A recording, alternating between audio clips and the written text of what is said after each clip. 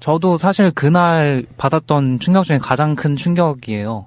그래요? 네. 왜냐면은 지금 현재 저희가 굉장히 성공했다고 느끼는 자부하고 있는 것 중에 하나가 이제 최순실하고 박근혜를 감옥에다 넣은 거잖아요. 그죠. 근데 그 두 사람이 다음 대통령이라는 그 노른자 땅에다가 알박기를 시전했다는 그런 정황적인 증거를 엿볼 수 있는 대목입니다. 잠깐. 그럼 만약에 대선이 12월에 정상적으로 진행이 됐다면 문제가 될 수 있을 만한 정황을 포착했다라는 거네요? 네, 그렇죠. 그때만은 아니라도 일단 다음 대선이라는 거를 위해서 굉장히 오랫동안 공을 들여온 것 같은 느낌을 받았어요. 그러니까 에일리언이 숙주에다가 알 심어 놓듯이. 네. 왜 그런지는 들어보시면 아시겠지만, 네, 이제, 다시 한번 그때 정황을 설명을 드리면, 네. 그 투표지 분류기 있잖아요. 네. 투표지 분류기가 정확하게 뭔지도 모르시는 분들도 있는데, 여러분이 투표하시는 소중한 한 표를 사실은 개표장으로 이송이 돼서, 네. 그걸 개표를 실제로 시작할 때, 맨 처음 단계가 이제 함을 여는 거고, 함을 연 바로 다음이 기계를 먼저 돌려요. 그 기계가 투표지 분류기고, 그렇게 한번 돌린 투표지 기계에서 1, 2, 3, 4로 후보별로 표가 분류가 되면 그 다음번에 그 표를 이제 또 지폐 세는 기계에다 넣고서 심사집계부에서 그걸 확인하게 되어 있어요. 네. 그래서 사실상은 기계로 인해서 모든 게 처리가 된다고 보시면 되는데 일단은 사람이 그걸 직접 세워보기 전에 이 투표지 분류기를 사용해서 먼저 처리를 하기 때문에 사실상은 이 투표지 분류기가 굉장히 중요한 역할을 하고 있어요. 네. 네. 그런데 이번 대선 때 사용되는 투표지 분류기에 제어하는 노트북에 들어가는 프로그램, 그 프로그램의 소스 코드를 본 사람이 선관위 직원 외에는 국민 중에 저 하나라는 것 때문에. 그래요? 네. 때문에 제가 이거를 이제 저만 이제 알고 있었던 사실이고 일주일 동안에. 그러면은 소유 방송이 단독이야? 예, 약간 그런 느낌이죠. 제일 처음 이제 공적으로 나가게 되는. 잠깐 나 엄청 부담스러워. 청심환 좀 사올래? 심장 떨려, 심장. 일단 들어볼게요. 무슨 내용인지. 네. 네. 일단 투표지 분류기라는 게 분류를 하는 거잖아요. 그렇죠. 네. 그렇기 때문에 1번 표에는 몇 장이 같고 2번 표에는 몇 장이 같고 그런 것들을 결과를 내고 표를 실제로 그 함에다가 넣는 일을 한단 말이죠. 그런데 그 노트북이 그걸 하는 동안에 그 결과들을 결국에는 이제 저장을 하게 되어 있을 거 아니에요? 네네. 근데 그 결과를 저장할 때 얘는 이제 네트워크가 연결되어 있지 않다고 선관위가 계속 주장을 하고 있고 실제로도 이제 네트워크를 통해서 그 결과를 보내지는 않아요. 대신에 노트북에 있는 하드디스크가 있을 거 아니에요? 네. SSD나 하드디스크가 있을 건데 거기 안에다가 이제 파일을 하나 생성을 해요. 그래서 투표지 분류기 프로그램이 돌아가는 그 폴더 안에다가 DB라는 폴더를 만들고 그 안에다가 데이터베이스 파일을 하나를 만들어요. 그래서 로컬 데이터베이스, 온라인 데이터베이스가 아닌 로컬 데이터베이스를 생성을 하고 거기에다가 결과값을 저장하게 되어 있어요. 그런데 문제는 뭐냐면요. 그 로컬 데이터베이스를 생성할 때 사실 모든 데이터베이스는 이제 주로 대부분의 데이터베이스 형식들은 암호를 이제 가지고 있게 만들어져요. 네. 그래서 데이터베이스 파일에 접근할 때 암호가 있어야지만 걔를 열어볼 수 있게 되어 있거든요. 그런데 그 암호를 전국의 모든 투표지 분류기가 그 암호를 공통된 암호를 가지도록 코딩이 되어 있었어요. 그래서 제가 그런 부분에 대해서 지적도 했고 그걸 어떻게 하면은 그걸 전국에 있는 모든 투표지 분류기가 다른 암호를 가질 수 있는지 그런 방법까지 제가 다 자문해줬기 때문에 제가 이거를 공개를 하는 부분이에요. 사실 그런 패스워드가 동적으로 바뀌는 값이 아니고 그렇게 코드에다가 딱 박아놓은 거가 이제 하드 코딩이라고 하는데 그거를 그렇게 하는 거가 굉장히 문제예요. 왜냐면은 이 투표지 분류기 소스 코드 자체가 비주얼 베이직 닷넷이라는 코드로 되어 있는데 비주얼 베이직 닷넷이라는 거는 디컴파일러라는 프로그램에다가 exe 파일을 그냥 그대로 넣으면은 걔의 소스 코드를 원본 소스 코드를 100% 그대로 볼 수가 있어요. 그렇기 때문에 만약에 그 프로그램을 탈취를 하게 되면은 그거를 디컴파일러에 돌려서 그 데이터베이스 암호를 바로 알아낼 수가 있고 너무 위험한 그거죠. 네. 보안이 엄청 너무 취약한데? 네. 그러니까. 생각보다 굉장히 취약한 거예요. 거의 뭐 대학교 과제 수준 보안이거든요. 대학교 과제 개선을? 잠깐 대학교 과제 수준 비하하는 겁니까 지금? 제가 대학교 과제로 냈던 것도 이런 식으로 DB는 저장 안 했어요. 아 그래요? 세상에. 아니 좀 너무 저는 지금 머릿속이 혼란한데. 근데 그거 그렇게 대충 하고 있었어요? 저는 일단 전국에 있는 선관위 그 투표 분류기 그거에 암호가 동일하다라는 것 자체가 소스코드의 암호가 동일하다는 것 자체도 되게 충격적인데다가 이렇게 부실했어? 이렇게 부실했나? 뭐 이런 생각이 드는데 좀 더 들어볼게요. 네. 그래서 그런 데이터베이스라는 거는 결국에는 파일 하나거든요. 그렇기 때문에 그 데이터베이스 규격이라는 것도 사실 이게 MDB라는 파일 규격만 알고 있으면은 어떤 프로그램이든지 간에 이 파일 위치를 알고 있고 이 파일의 규격을 알고 있으면 그걸 언제든지 다른 프로그램이 접속하고 있든 말든 상관없이 열어보고 읽을 수도 있고 그걸 수정할 수도 있어요. 그렇기 때문에 보안이 완전 그냥 뚫려 있다고 보시면 되는 거고. 세상에. 그러니까 대문은 걸어 잠근 것처럼 보이는 건데 쪽문은 열려 있네. 네, 그런 거죠. 뭐 상관없네. 그냥 왔다 갔다 할 수 있는 그런 구조네요. 네.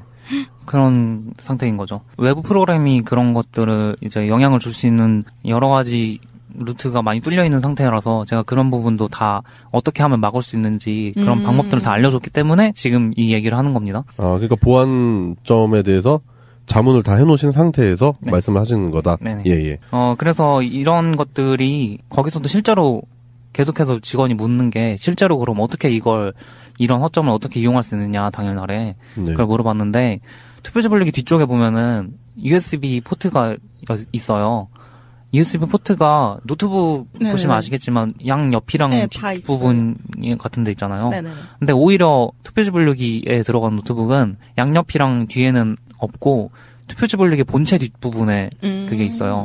USB 포트가. 어딘지 알겠어요, 저는. 네. 그거를 노트북을 사용하는 사람이 모르게 뒤에서 USB 같은 걸 딱 꽂고서 가도 사실 모르는 지점에 있어요. 그렇죠. 네. 그걸 도대체 왜 그렇게 설계했는지는 잘 모르겠어요. 뭐야. 그런데 그런 식으로 일부러 그렇게 멀리다 포트를 설치해놨더라고요. 실제로 근처에 있는 사람은 안 보이고 네. 누군가 의도해서 뭔가를 할 수 있기 좋은 환경이 조성되어 있는 거네요. 그렇죠. 그 기계가 그렇게 커요?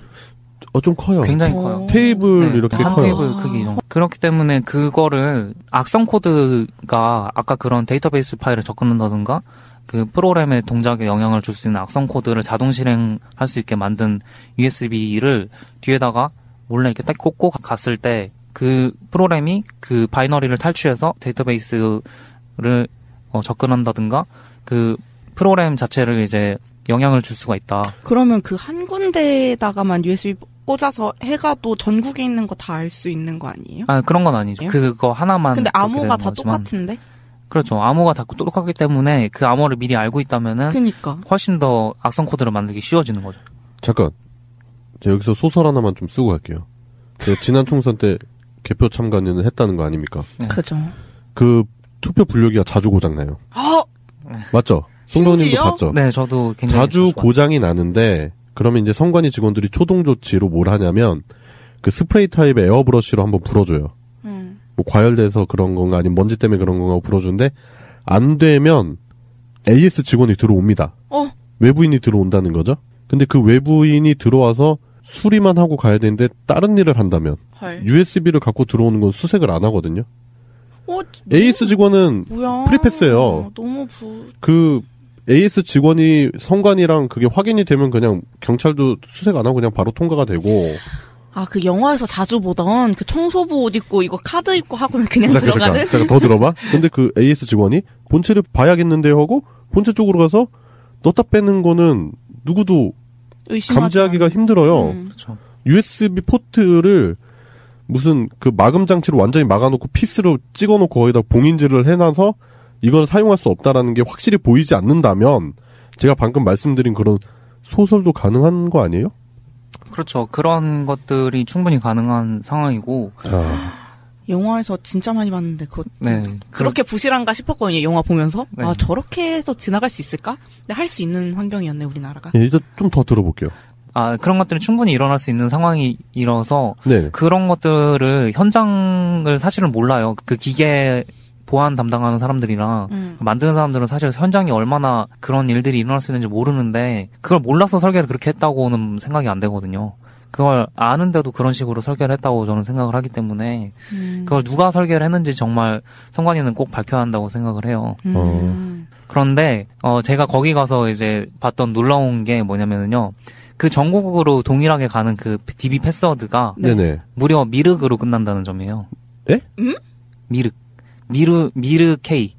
그게 영어로 미르 네, K. MIRUK로 끝나더라고요. 그럼 미룩 아니 그 어퍼스트로피 찍으면 미륵이네? 네, 그냥 구글 검색해 보시면 미륵 있잖아요. 그 우리가 흔히 얘기하는 그 불교에 있는 그 미륵, 그 사람의 영어 단어가 이제 MIRUK 미륵이고 그거를 실제로 이제 사람들이 계속해서 의문을 던졌던 게 원래 채태민을 미륵으로 생각을 하는 그 종교파이기 때문에 미르랑 K로 나눠서 미르라는 회사를 만들고 K스포츠라는 회사를 만들었다. 그런 제기가 많이 됐었는데 이거를 소스코드를 딱 보는 순간에 이거 정말 그 회사랑 연관이 있는 회사네. 뭐야? 그걸 딱 뭐야? 에이 아니겠지. 설마 에이. 진짜.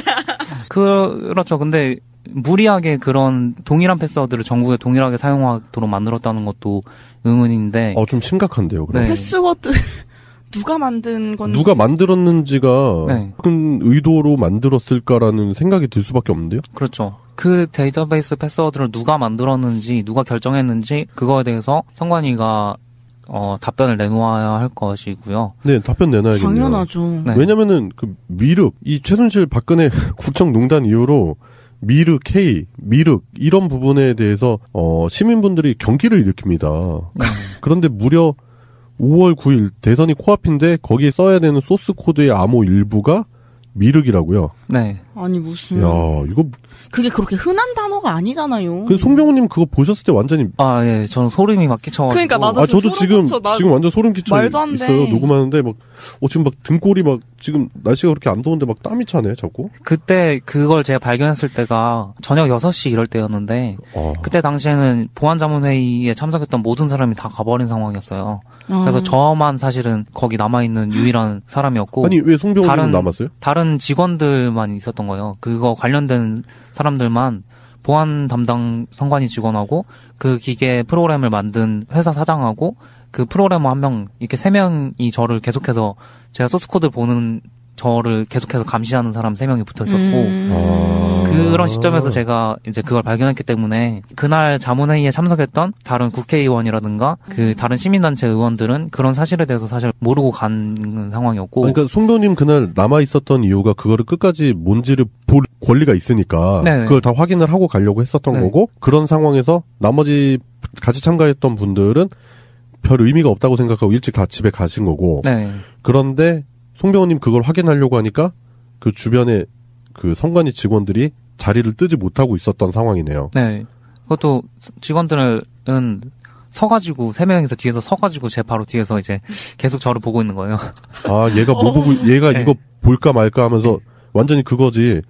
그 엄마가 갑자기 내 책상에 와. 너 일어나. 그러면서 책상 좀 한번 봐야겠다 이러는데 짱박아 놓은 성적표가 있네? 그래서, 저거 걸리면 안 되는데 그런 느낌? 네. 약간 그런 상황이었고. 그래서 제가 그거에 대해서 미륵을 누가 정했느냐. 네. 그거에 대해서 이제 누가 정하셨는지는 모르겠는데, 이런 식으로 암묵적으로 질문 던졌는데, 그거 관련해서는 셋 다 아무런 대답조차 안 하고, 그냥 무건을 하셨어요. 그래서 네 댓글을 아예 안 하셨어요. 그리고 그 보안 담당 직원은 네. 그거에 대해서 그게 뭐 문제가 되느냐 하는 식으로 다른 걸로 자꾸 제 관심을 자꾸 끄는 것만 집중을 하시고 그거에 대한 정확한 답을 안 주고 그냥 넘어가 버렸어요. 제가 그때 당시 그분들이 허둥지둥하면서 다른 걸로 제 관심을 돌리기 위한 주제를 매우 적극적으로 환기시키는 걸 제가 녹음을 다 해놨기 때문에 그런 것들에 대해서 그분들이 전혀 반박을 하실 수가 없는 상황이고요. 이거 외에도 사실 굉장히 또 커다란 문제점들이 많이 있어요. 보안이 정말 그 중앙선관위 서버 자체도 굉장히 많은 보안적인 허점이 있어서 그런 것들을 저희가 이제 종합해서 월요일에 기자회견을 한 예정이고. 시민의 눈 차원에서 기자회견 하시는 거죠? 네네. 그럼? 네. 모르겠어요. 일단 기자회견이 일파만파 퍼지면 일단 진보 언론에서는 많이 좀 다뤄줄 것 같고 예고편 차원에서도 알아두시면 좋겠다는 생각이 좀 드네요. 근데 무섭다. 나 진짜 너무 실망이야. 내가 아니, 그러니까 제가 왜 그 투개표에 대해서 관심을 가졌냐면 예전에 막 그 4.19 때 부정선거 이런 거 뭐 영화 효자동 이발사 같은 거 보면은 막 갑자기 정전 팍 시켜놓고 표 뿌려버리고 다시 불 켜놓고 막 그런 진짜 블랙 코미디잖아요. 우리가 봤을 때는 막 웃기다. 예전에 저랬었나 보다 했는데 요즘은 없겠지라는 생각을 강하게 갖던 사람이었는데 2012년 대선 때 실제로 낙곰수에서 마지막 방송을 잘 들어보시면 아실 거예요. 거기서 그 김어준 총수랑 주진우 기자가 계속 얘기했던 게 투표에서 이기고 개표에서 집니다. 투표 참관인 하세요. 가서 개표 참관인 하세요 하면서 계속 강조를 했었는데 그때 아니 지금도 그 기계가 닿았는데 그런 문제가 생길 수 있을까라고 했고 그리고 나서 계속 제기됐던 게 지난 18대 대선에 그러니까 선거 개입 뭐 이런 거 막 나왔었잖아요. 국정원이나 막 문제 됐었고 그런 부분들 보면서 그 투표랑 개표가 깨끗하지가 않구나. 그리고 실제로 지난 4.13 총선에 시민의 눈으로 활동을 하면서 봤는데 아 심각하구나. 아 진짜 투표에서 이기고 개표에서 질 수도 있겠구나라는 생각을 강하게 했거든요. 뭐 물론 그런 거에 관해서 이제 시민의 눈 회원분들이나 아니면 송병호님이랑도 개인적으로 디스커션 했는데 그런 와중에 들으니까 이거는 진짜 간담이 서늘해지네요. 진짜 무섭네. 진짜. 소름 돋아요. 이건 야당 측뿐만 아니라 지금 모든 후보들 정당에서 이건 좀 강하게 문제 제기해야 되는 부분 아닌가요? 네, 지금 그렇지 않아도 저희가 이런 부분에 대해서 지금 다른 지역에서도 사실 그 제보들이 있었어요. 사실 굉장히 교묘한 방법이잖아요. 그렇죠. 교묘한 방법으로 대선에 개입을 할 거다라는 것들이 주요 정당으로 제보가 간 게 있어서 저희도 그런 것들에 같이 동참을 해서 이런 것들을 문제 제기를 할 예정이고요. 지금 당장 제가 이제 그런 것들에 이제 미팅이 잡혀 있어가지고 네, 오늘 중으로 이제 막 처리해야 되고 막 그런 상황들이라 저도 아직 정확하게 결정된 건 없지만은 분명히 이슈화를 시키고 저희가 이걸 선관위에서 안 쓰게 하는 거죠. 사실은 그런 문제가 굉장히 많은 상태의 투표지 분류기를 사용하지 못하도록 하는 것에 지금 중점을 맞추고 있고 이번에 더 플랜 영화도 개봉을 했지만 네, 제가 거기 출연을 했기 때문에 사실 또 말하는 게 좀 그렇긴 하지만은 스포는 하지 말고 네 그런 것도 거기에 사실 집중을 하고 있는 거거든요. 투표지 분류기가 굉장히 허점이 많고 그것들을 중앙에서 굉장히 손쉽게 조작을 할 수 있는 모든 틀을 마련하고 있다. 그런 것 때문에 지난 총선에도 봤는데 너무 비효율적이에요. 지금 현재 투표 개표 진행 과정이 투표소에 이제 투표 참관인이 들어가죠. 그럼 투표를 하잖아요. 네. 그럼 거기서 바로 까서 그 투표 참관인이 개표 참관인이 돼가지고 개표하면 됩니다. 그러니까 투표 진행 요원이 개표 진행 요원이 돼서 하면은 비용을 더블로 들일 필요가 없다니까요. 비용 절감이 어마어마하게 줄죠. 그리고 그 투표함 이송하려는 거 다 돈이잖아요. 다 유류 때 써야 되잖아요. 차 불러야 되죠. 사람 있어야 되죠. 그 인건비 다 줄일 수 있어요. 그리고 또 체육관 같은 거 임대해야죠. 그런 거 없어도 돼요. 큰 공간이 필요하지 않고 현장에서 바로 거기서 수개표로 집계를 해가지고 넘겨주고 계속 카운트해서 더 하면 되는 거잖아. 그 선진국은 다 그렇게 하는데 왜 우리나라만 그런 문제가 많은 투표 분류기를 써야 되고 제가 실제로 현장에서 봤지만 고장이 엄청나. 뭐 이딴 기계가 다 있나 싶을 정도로 고장이 많이 나더라고. 그러니까 이거 왜 이래요? 그러니까 고장 났어요? 그럼 어떻게 고쳐요? AS 기사 들어와야 된대. 이게 뭐 하는 짓이야. 아니 그리고 그 체육관에서 한 명씩 이렇게 다 정리하는 것도 그냥 단기 알바 쓰잖아요. 그렇죠. 그거 그냥 애들 제 친구들도 많이 갔는데 그냥 야 하루 만에 하고 그냥 밤만 새면 돈 많이 준대 이러고 많이 가요. 그러면은 그냥 졸면서 하고 그냥 하다 떨어뜨리고 그냥 다 그러면서 하는 거예요. 그리고 가방도 다 갖고 들어와. 그니까 아니 그냥 전혀 아무런 그게 없다니까. 애들이 그냥 야 나 지금 그거 하고 있는데 그냥 졸리고 힘들어. 다들 대충 해 막. 여러모로 좀 문제가 많은 그 투표 체계요. 제가 봤을 땐 선거 체제에서 특히 투표 개표 과정이 문제가 많다라는 생각이 소름 끼친다 진짜. 저도 사실은 그거 참석하기 전까지는 그렇게까지 부정선거가 개입될 수 있다고 생각을 안 했는데 그날을 계기로 생각이 저도 변했어요. 제가 시민의 눈 활동을 하고 있지만은 그날을 계기로 해서 더 시민의 눈에 매진하게 되는 저 막 미쳐갖고 막 야근도 하고 막 요즘 그래도 건강은 좀 살피면서 하세요. 지금 혈색이 많이 좀 안 좋은 상황이시고 일단은 뭐 너무 큰 뉴스, 너무 충격적인 좀 얘기였었던 것 같고 이 부분에 대해서 좀 대책 마련이 그리고 개선이 엄청 시급하다. 지금 대선이 한 달도 안 남았습니다. 그렇기 때문에 이런 부분을 짚고 넘어가야 된다. 그걸 그리고 시민분들이 알아서 그런 부분에 대한 문제 제기를 해야 된다. 그런 차원에서 오늘 방송 시사로 송병호님이 가져오신 것 같고 모르겠어요. 어떤 부분에 있어서 송병호님이 좀 크게 결단을 해주신 것 같아가지고 좀 많이 고마워요. 저는 뭐 절대 마티즈 안 타고요. 자, 여기 선언을 해. 저는 자살하지 않습니다. 네. 제 삶은 소중하니까요. 그리고 대중교통을 이용해요. 대중교통 애호가야. 내가 봤을 때. 그렇죠. 예, 절대 마티즈 운전 안 합니다. 그래요. 송병호님이 준비하신 다소 충격적인 시사를 끝으로 오늘 소유방송 마무리할 건데요. 양세병님 어때요 지금? 계속 얘기하는데 이것밖에 안 됐나? 내가 빨리 뭔가를 더 해야겠다는 생각도 막 들고. 시민의 눈에 가입하세요. 행동해야 됩니다. 저 지금. 졸업하고 하면 안 돼요? 아 지금 해. 저 졸업하고. 지난번에 우리 지역구도 대학생 한 분이 오셨거든? 밤새고 다음날 시험인가 뭔가 뭐 하여튼 있었대요. 과제인가 발표인가 있었는데 새벽 2시인가 끝나고 같이 이제 좀 얘기하는 시간이 있었는데 자기 내일 그 수업을 빵꾸가 나더라도 오늘 했던 그 일이 너무 뿌듯하다는 거야. 본받아. 알겠습니다. 네. 그 전남 전북이 네. 이제 굉장히 그런 조작한다면은 타겟이 될 수 있는 그런 지역인데 네. 그 부분에 아직 시민의회 회원들이 많이 모집이 안 되고 있어서 굉장히 저조하거든요. 전국에서 가장 저조한 지역이기 때문에. 아 그래요? 호남 지역이? 네.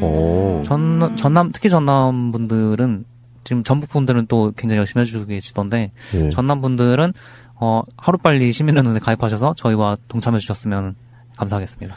예, 그래요. 꼭 시민의 눈 활동을 통해서 한번 이번 대선은 진짜 투표에서도 이기고 개표에서도 이겨보는 그 정치 권한을 행사할 수 있는 게 투표 하나다, 솔직히. 참정권 투표 하나인데 이것도 못 지켜내면은 완전 바보 되는 겁니다. 촛불 광장에 있었던 우리의 그 모든 마음이 결과를 안 좋게 끝낼 겁니까? 시민의 눈 활동에 적극적으로 가입을 해주셨으면 좋겠다라는 말씀 드리면서 오늘 소유방송 다소 충격적인 마음으로 여기까지 하겠습니다. 처리를 하기 때문에 사실상은 이 투표지 분류가 굉장히 중요한 역할을 하고 있어요. 네. 네. 그런데 이번 대선 때 사용되는 투표지 분류기에 제어하는 노트북에 들어가는 프로그램, 그 프로그램의 소스 코드를 본 사람이 선관위 직원 외에는 국민 중에 저 하나라는 것 때문에. 오. 아 그래요? 네. 때문에 제가 이거를 이제 저만 이제 알고 있었던 사실이고 일주일 동안에. 그러면은 소유 방송이 단독이야? 예, 약간 그런 느낌이죠. 제일 처음 이제 공적으로 나가게 되는. 잠깐 나 엄청 부담스러워. 청심환 좀 사올래? 심장 떨려, 심장. 일단 들어볼게요. 무슨 내용인지. 네. 네. 일단 그 투표지 분류기라는 게 분류를 하는 거잖아요. 그렇죠. 네. 그렇기 때문에 1번 표에는 몇 장이 같고 2번 표에는 몇 장이 같고 그런 것들을 결과를 내고 표를 실제로 그 함에다가 넣는 일을 한단 말이죠. 그런데 그 노트북이 그걸 하는 동안에 그 결과들을 결국에는 이제 저장을 하게 되어 있을 거 아니에요. 네네. 근데 그 결과를 저장할 때 얘는 이제 네트워크가 연결되어 있지 않다고 선관위가 계속 주장을 하고 있고 실제로도 이제 네트워크를 통해서 그 결과를 보내지는 않아요. 대신에 노트북에 있는 하드디스크가 있을 거 아니에요. 네. SSD나 하드디스크가 있을 건데 거기 안에다가 이제 파일을 하나 생성을 해요. 그래서 투표지 분류기 프로그램이 돌아가는 그 폴더 안에다가 DB라는 폴더를 만들고 그 안에다가 데이터베이스 파일을 하나를 만들어요. 그래서 로컬 데이터베이스, 온라인 데이터베이스가 아닌 로컬 데이터베이스를 생성을 하고 거기에다가 결과값을 저장하게 되어 있어요. 그런데 문제는 뭐냐면요. 그 로컬 데이터베이스를 생성할 때 사실 모든 데이터베이스는 이제 주로 대부분의 데이터베이스를 그런 생각이 드는데 좀 더 들어볼게요. 네. 그래서 그런 데이터베이스라는 거는 결국에는 파일 하나거든요. 그렇기 때문에 그 데이터베이스 규격이라는 것도 사실 이게 MDB라는 파일 규격만 알고 있으면은 어떤 프로그램이든지 간에 이 파일 위치를 알고 있고 이 파일의 규격을 알고 있으면 그걸 언제든지 다른 프로그램이 접속하고 있든 말든 상관없이 열어보고 읽을 수도 있고 그걸 수정할 수도 있어요. 그렇기 때문에 보안이 완전 그냥 뚫려 있다고 보시면 되는 거고. 세상에. 그러니까 대문은 걸어 잠근처럼 보이는 건데 쪽문은 열려 있네. 네, 그런 거죠. 뭐 상관없네. 그냥 왔다 갔다 할 수 있는 그런 구조네요. 네. 그런 상태인 거죠. 외부 프로그램이 그런 것들을 이제 영향을 줄 수 있는 여러 가지 루트가 많이 뚫려 있는 상태라서 제가 그런 부분도 다 어떻게 하면 막을 수 있는지 그런 방법들을 다 알려줬기 때문에 지금 이 얘기를 하는 겁니다. 그러니까 보안점에 대해서 자문을 다 해놓으신 상태에서 네. 말씀을 하시는 거다. 네네. 예. 그래서 이런 것들이 거기서도 실제로 계속해서 직원이 묻는 게 실제로 그럼 어떻게 이런 허점을 어떻게 이용할 수 있느냐 당일날에 네. 그걸 물어봤는데 투표지 분류기 뒤쪽에 보면은 USB 포트가 있어요. USB 포트가 노트북 네네. 보시면 아시겠지만 양옆이랑 네, 다 뒷부분 같은 데 있잖아요. 네네네. 근데 오히려 투표지 분류기에 들어간 노트북은 양옆이랑 뒤에는 없고 투표지 분류기 본체 뒷부분에 그게 있어요.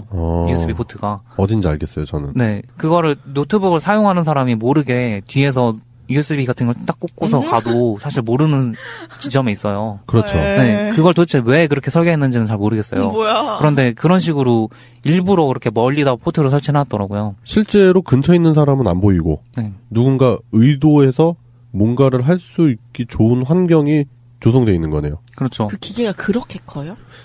좀 커요. 굉장히 커요. 테이블 네, 이렇게 한 커요. 테이블 크기 정도. 그렇기 때문에 그거를 악성 코드가 아까 그런 데이터베이스 파일을 접근한다든가 그 프로그램의 동작에 영향을 줄 수 있는 악성 코드를 자동 실행할 수 있게 만든 USB를 뒤에다가 몰래 이렇게 딱 꽂고 갔을 때 그 프로그램이 그 바이너리를 탈취해서 데이터베이스를 접근한다든가 그 프로그램 자체를 이제 영향을 줄 수가 있다. 그러면 그 한 군데에다가만 USB 꽂아서 해가도 전국에 있는 거 다 알 수 있는 거 아니에요? 그런 건 아니죠. 그거 하나만. 근데 그렇게 암호가 되는 다 거지만. 똑같은데?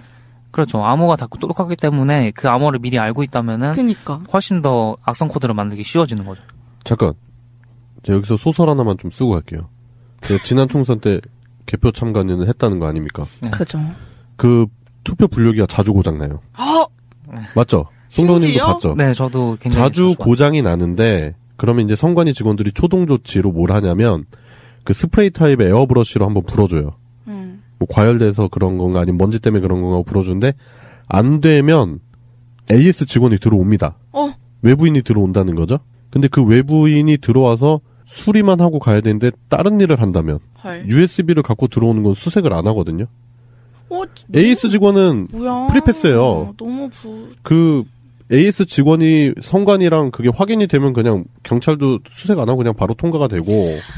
그 영화에서 자주 보던 그 청소부 옷 입고 이거 카드 입고 하고는 그냥 들어가는? 잠깐 더 들어봐. 근데 그 AS 직원이 본체를 저도 사실 그날 받았던 충격 중에 가장 큰 충격이에요.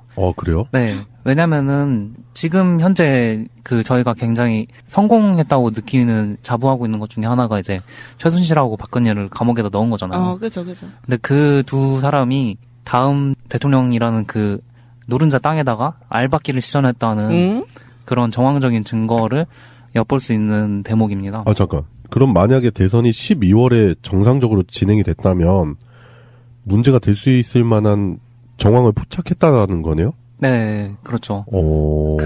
그때만은 아니라도 일단 다음 대선이라는 거를 위해서 굉장히 오랫동안 공을 들여온 것 같은 느낌을 받았어요. 그러니까 에일리언이 숙주에다가 알 심어 놓듯이. 네. 왜 그런지는 들어보시면 아시겠지만 네. 이제 다시 한번 그때 정황을 설명을 드리면 네네. 그 투표지 분류기 있잖아요. 네. 투표지 분류기가 정확하게 뭔지도 모르시는 분들이 있는데 그 여러분이 투표하시는 소중한 한 표를 사실은 개표장으로 이송이 돼서 네. 그걸 개표를 실제로 시작할 때 맨 처음 단계가 이제 함을 여는 거고 함을 연 바로 다음이 기계를 먼저 돌려요. 그 기계가 투표지 분류기고 그렇게 한번 돌린 투표지 기계에서 1, 2, 3, 4로 후보별로 표가 분류가 되면 그 다음번에 그 표를 이제 또 집회세는 기계에다 넣고서 심사집계부에서 그걸 확인하게 되어 있어요. 네. 그래서 사실상은 기계로 인해서 모든 게 처리가 된다고 보시면 되는데 일단은 그 사람이 그걸 직접 세워보기 전에 이 투표지 분류기를 사용해서 먼저 형식들은 암호를 이제 가지고 있게 만들어져요. 네. 그래서 데이터베이스 파일에 접근할 때 암호가 있어야지만 걔를 열어볼 수 있게 되어 있거든요. 그런데 그 암호를 전국의 모든 투표지 분류기가 그 암호를 공통된 암호를 가지도록 코딩이 되어 있었어요. 그래서 제가 그런 부분에 대해서 지적도 했고 그걸 어떻게 하면은 그걸 전국에 있는 모든 투표지 분류기가 다른 암호를 가질 수 있는지 그런 방법까지 제가 다 자문해줬기 때문에 제가 이거를 공개를 하는 부분이에요. 사실 그런 패스워드가 동적으로 바뀌는 값이 아니고 그렇게 코드에다가 딱 박아놓은 거가 이제 하드 코딩이라고 하는데 그거를 그렇게 하는 거가 굉장히 문제예요. 왜냐면은 이 투표지 분류기 소스 코드 자체가 비주얼 베이직 닷넷이라는 코드로 되어 있는데 비주얼 베이직 닷넷이라는 거는 디컴파일러라는 프로그램에다가 exe 파일을 그냥 그대로 넣으면은 걔의 소스 코드를 원본 소스 코드를 100% 그대로 볼 수가 있어요. 그렇기 때문에 만약에 그 프로그램을 탈취를 하게 되면은 그거를 디컴파일러에 돌려서 그 데이터베이스 암호를 바로 알아낼 수가 있고 그러니까 너무 위험한 그거죠. 네. 보안이 엄청 너무 취약한데? 네. 네. 생각보다 굉장히 취약한 거예요. 거의 뭐 대학교 과제 수준 보안이거든요. 대학교 과제 수준을 잠깐 대학교 과제 수준 비하하는 겁니까 지금? 제가 대학교 과제로 냈던 것도 이런 식으로 DB는 저장 안 했어요. 아 그래요? 세상에. 아니 좀 너무 저는 지금 머릿속이 혼란한데. 근데 그거 그렇게 대충 하고 있었어요? 저는 일단 전국에 있는 선관위 그 투표 분류기 그거의 암호가 동일하다라는 것 자체가 소스코드의 암호가 동일하다는 것 자체도 되게 충격적인데다가 이렇게 부실했어? 이렇게 부실했나?